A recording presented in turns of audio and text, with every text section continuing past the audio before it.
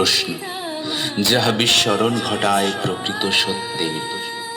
শুরু হয় অনুসন্ধান। কবিগুরু তার সৃষ্টির মাধ্যমে উপলব্ধি করিয়েছেন অপরিবর্তিত সত্তার সমকক্ষতা, যেখানে হাতে হাত ও কাঁধে কাঁধ মিলিয়ে এগিয়ে চলে জীবন।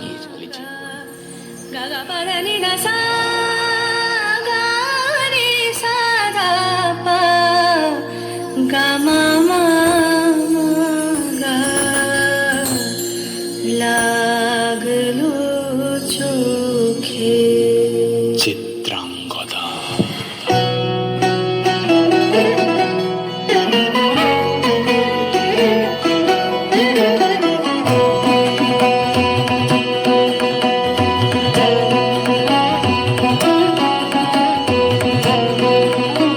মণিপুর রাজের ভক্তিতে তুষ্ট হয়ে শিব বর দিয়েছিলেন যে তাঁর বংশে কেবল পুত্রই জন্মাবে।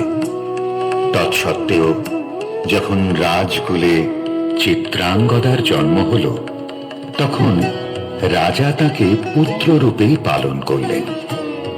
রাজকন্যা অভ্যাস করলেন ধনুর্বিদ্যা, শিক্ষা করলেন যুদ্ধবিদ্যা, রাজদণ্ডনীতি। অর্জুন 12 বর্ষব্যাপী ব্রহ্মচর্য ব্রত গ্রহণ করে ভ্রমণ করতে করতে এসেছেন মণিপুরে। তখন এই নাটকের আখ্যান আরম্ভ।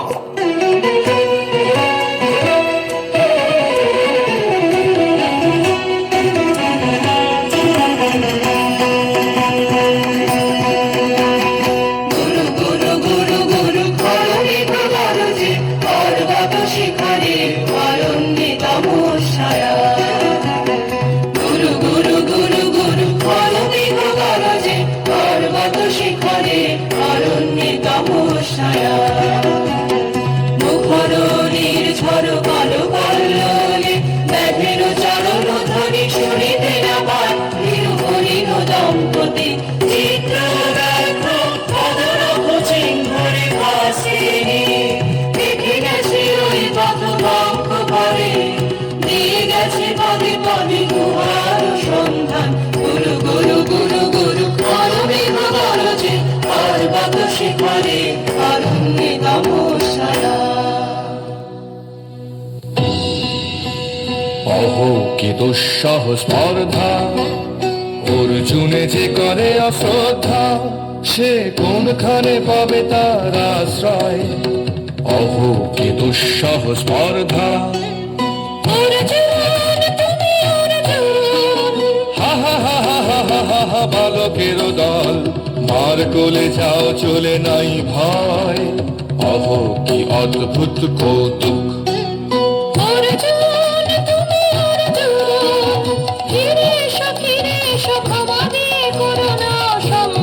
যুদ্ধে করো ভাই, বীর হাতে মৃত্যুর গৌরব করি যেন অনুভব।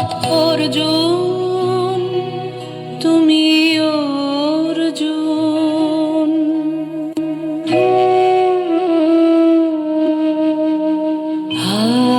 হত ভাগিনী একে অভ্যর্থনা মহতে এলো দেবতা তোর জগতে গেল চলি গেল তোরে গেল ছলি। অর্জুন তুমি অর্জুন, বেলা যায় বহিয়া গাও বহিয়া